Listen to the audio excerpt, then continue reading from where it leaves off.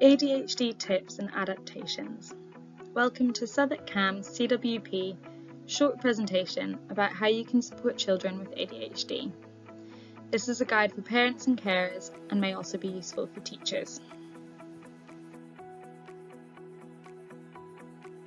During the short presentation, we will cover who we are and what we provide as a service, the 3 characteristics of ADHD, how anxiety can present in ADHD children, and some top tips and adaptations for parents and teachers to use in the school environment and at home, followed by some resources. Feel free to pause the video at any time to read the screen or to make some notes. So, who are we? We are a service based in Southwark CAMS, and we are part of the South London and Maudsley NHS Foundation Trust. We work with young people and parents and carers of children experiencing mild to moderate mental health difficulties, such as low mood, anxiety, or behaviours of concern. We offer 6 to 8 face-to-face or virtual sessions to support young people and their well-being. These sessions are based on cognitive behavioural principles, which focus on how our thoughts and feelings affect our behaviour. So what actually is neurodiversity? Breaking it down, neuro means brain and diversity means difference. It just means differences in the way brains work. When discussing neurodiversity, we are trying to move away from pathologizing neurodiversity or the idea that there is something wrong with those who are neurodiverse. Doing this can lead to individuals feeling shame and anxiety and may invalidate any feelings, needs, or thoughts of those who are diverse. We are also trying to avoid naming these conditions as disorders, as this can be less stigmatizing and more consistent with the strengths of neurodiverse people. Firstly, it is very important to highlight that people with ADHD have several strengths. For example, they might be really good at sports and bring us home gold at the next Olympics, or they might be really creative as they generally have fantastic imaginations and can think outside of the box. ADHD is typically characterised by hyperactivity, impulsivity, and attention differences, or inattention. Hyperactivity refers to restlessness, excessive movement and energy, perhaps a lot of running, climbing, or fidgeting, or being a little bit noisy. Impulsivity refers to making quick decisions without thinking about consequences, or difficulties with waiting or taking turns, blurting out responses before required, or interrupting conversations or social situations. Attention differences often means difficulties paying or sustaining attention, becoming distracted when following tasks or organising, and perhaps often appearing forgetful or as if they are not listening. However, they can also be hyper-focused, in that they may be able to focus for long periods of time on video games or their favourite movie, but may not be able to do the same for homework, as these things are their special interests, whereas homework is not likely to be a special interest of theirs. And when we say inattention, there's often actually a lot of attention there. If there are no appropriate adaptations or understanding of ADHD, this can lead to low self-esteem and anxiety.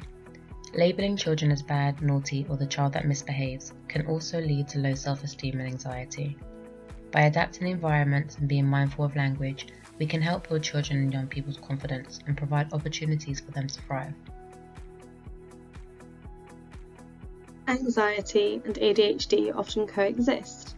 This is usually because children and young people with ADHD are not receiving the adaptations that they need to thrive. For example, they may not be getting movement breaks at school.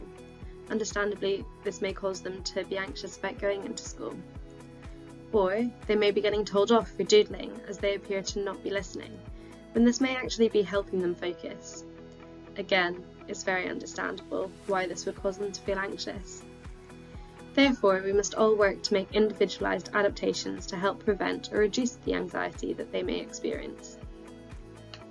Sometimes, anxiety can be triggered by thoughts, assumptions, and imagined dangers. For example, you may jump when you see a shadow on the floor, thinking that it's a spider. Or you may feel nervous going on a plane, simply by imagining that it might crash. For some people, anxiety symptoms, such as an increased heart rate, stomach aches, negative thoughts, shallow breathing, or tense muscles, can happen more frequently than they should, just like having an oversensitive fire alarm. It can help us when there is an actual fire, but when a smoke alarm is too sensitive and goes off when there isn't really a fire, for example, burning toast, it can be rather annoying, exhausting, and quite frightening. We are now going to move on to some top tips and adaptations that can be used at home. These can be useful if you notice your child presenting with anxiety or to encourage positive behaviour. Building and maintaining tailored routines to the needs of children and young people with ADHD can be extremely beneficial, as this allows them to have a sense of control, as well as allowing their days to be predictable and stable. Research has reported that routines can empower children with ADHD to navigate their daily lives in a smoother way, as well as improve their overall well-being. Without having a structured routine, children and young people with ADHD may feel overwhelmed as they are unsure what is expected of them. Our top tips for creating a structured routine for your child include having a structured morning routine, as this can enhance their well-being and reduce morning stress. As for example, if their clothes are laid out the night before, they won't be rushing to find their shoes in the morning. 4. By incorporating regular breaks and breaking down larger tasks into slightly more manageable chunks, this can prevent children and young people with ADHD from feeling overwhelmed by longer tasks. Exercise and physical activity can also be incorporated, and this is a brilliant way for them to release excess energy and also improve their mood. This may include cycling to school, or playing football or doing gymnastics, for example, after school, as well as engaging in physical exercise over the weekend too.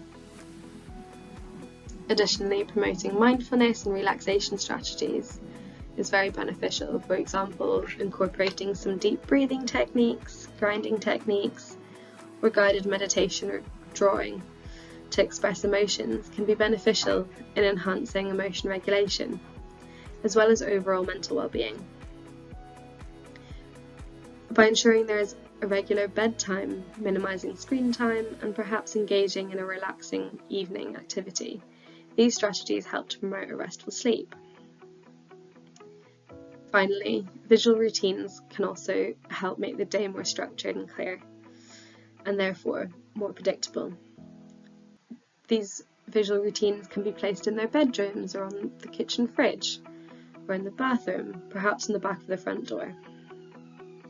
It's also important to remember that every child is different, and so their routines should be tailored to them. Instructions might be a trigger for your child, or they may be finding it difficult to comply with these instructions. There are several common mistakes we can all make when given instructions, so we will now discuss top tips for how we can try to obtain compliance from children and how to maintain the effectiveness of instructions or requests. Prevention is better than cure. Is there a way that the day can be structured so that compliance is easier to achieve? Having your child complete a homework maybe before screen time, rather than trying to get them to put the screen away to start their homework. It is important to stop what you are doing, go to your child, get down to their level and invite eye contact or place a hand on their arm if this is appropriate. This ensures your child is listening to you. And of course, be polite. This models pro-social behaviour to children. It is best not to frame the request as a question, but of course you can add please and use a calm, pleasant tone of voice. Where possible, break tasks down into smaller tasks and give praise after each task is complete. For example, asking a child to put their lunchbox in their bag and then praise them, then put their shoes on and give praise, then put their coat on, then give further praise, rather than connecting all these instructions together or giving a general let's get ready instruction. For tasks that are longer, such as tidying their bedroom, start praising as soon as they begin to apply to help keep them focused on the task. For example, well done, you're doing such a great job picking up the Lego. Wow, you've already put most of them back in the box. You're so quick at this. You can help your child to process the request by keeping it straightforward. Initially, it may help to rehearse the instructions in your head before saying it out loud to ensure that they are simple, clear, and brief. It is also more helpful to outline to children what we require them to do at the moment rather than simply telling them to stop a behaviour. For example, play quietly, first stop shouting. It is very important to give your child space to comply with the instruction. Often, when we ask a child to do something, we don't allow them enough time to process the instruction and make a decision about how to respond. If your child has not started to comply at the end of 5 seconds, then repeat the instruction and again wait 5 seconds. If your child begins to apply within the initial 5 seconds or within 5 seconds of the second instruction given, then praise immediately. Encourage stimming. Stimming, or stims, is the repetition of physical movements, sounds, or movements of objects. It is often used as a way to self-soothe, express thoughts or feelings, or increase focus or attention. We can all stim sometimes, and it may include repeating noises, jumping up and down, bouncing a leg, nail biting, hair twirling, or humming the same song repeatedly. It is important to encourage your child to stim in order to let them feel free to be themselves. However, if stimming is disruptive, for example, they're banging their head against a wall, you can encourage alternative ways to express themselves, such as banging their head into a pillow. Self-soothe spaces. A self-soothe space, or kit, is a great way to help children learn how to self-soothe when experiencing intense emotions. Self-soothe spaces are a dedicated area in your home, such as the living room, bedroom, or the hallway, that will have things your child can use to self-regulate. Some suggestions for this space include playing their favourite music, having their favourite sensory activity, some fairy lights, or glitter bottles. You may also want to include a colouring book or affirmation cards. Alternatively, you may encourage them to move around. For this suggestion, a hula hoop may be an effective tool in the self-soothing space. For the purpose of space, a self-soothing kit is also very effective, which you can see to the right of the screen.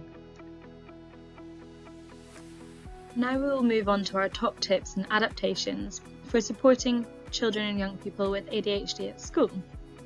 These may be helpful if you're advocating for your child at school, or if you're a teacher supporting a child in your class who has ADHD. There are a few ways that can be helpful when supporting children with attention differences at school. For example, you could introduce wiggle breaks by using these cards on the left-hand side which say, "Do as many jumping jacks as you can before time is up." This can be helpful as it allows children with ADHD to move their bodies when they find it hard to sit still for long periods of time. Wiggle or movement breaks are also helpful for increasing concentration and their ability to focus on a learning task. They may need several breaks throughout the lesson, roughly 25 minutes of learning to 5 minutes of movement break. However, the frequency and length of time of the break depends on the child, and this should be accommodated depending on the child's attention difference. Fidget toys are also very useful to use in the classroom for children with ADHD. For example, fidget toys can increase focus and concentration when completing a learning task. They can also relieve stress and anxiety and promote calmness and relaxation during classes. It is important to consider which fidget toy they are using during class. It is best that the fidget toy does not make a noise and is not too distracting for other children. Fidget spinners are a good example of a fidget toy at school. As children with ADHD are susceptible to experiencing low self-esteem and anxiety, there are several ways you can support them to feel empowered and to improve or prevent them from experiencing low self-esteem and anxiety. Firstly, children with ADHD can have difficulties with transitions, such as changing classes or switching subjects. Therefore, ensuring there is a transition time, for example, 5 minutes before break ends, is important. Having a buddy who will assist them with changing of classrooms or subjects can also help these transitions move more smoothly. Unfortunately, ADHD children can often be targets for bullies or told off by teachers, as their behaviours may gain negative attention. As a result, this can hugely impact their self-esteem by being given the role as a super helper, for example, for handing out the worksheets or being the line leader. This can give them a sense of responsibility and can also act as a movement break if they are being active in class, and in turn will improve their self-esteem. Finally, as mentioned earlier, self-soothe spaces are very helpful for re-regulating emotions and self-soothing when distressed. These can also be helpful in the classroom and allow the child to take a break and self-soothe or re-regulate on their own, which will also reduce the likelihood of any behaviours of concern arising. How to be an ADHD champion. It is important that we support and make appropriate individualized adaptations for neurodiversity, rather than trying to change them to be neurotypical. We must be flexible in adapting to children and young people's differences, as this can lead them to thrive. The aim is not to get them to adapt to the neurotypical world, but for us to adapt to them and their needs. To promote quality of life, it is important that your child has plenty of opportunity and support to engage in activities that they find meaningful and enjoy, and to build trusting relationships. It might be easy to list the many challenges of ADHD, however, it is important to consider why they behave the way they do. Remember, behaviour is just a way of communicating. Their difficulties are genuine. For example, if they are easily bored, it could be that they lose concentration easily and need a lot of stimulation. If they are ignoring you, it could be that their brains cannot understand what you are saying, or they cannot work out a plan of where to start, or they have forgotten what you have said. ADHD children have many strengths. Identifying their strengths and developing their strengths will help them to feel supported. You can also check out our resources pages on our website. Here you will find more videos on ways to help and support your children. Here are some other local and national organisations which can offer support. Thank you for listening.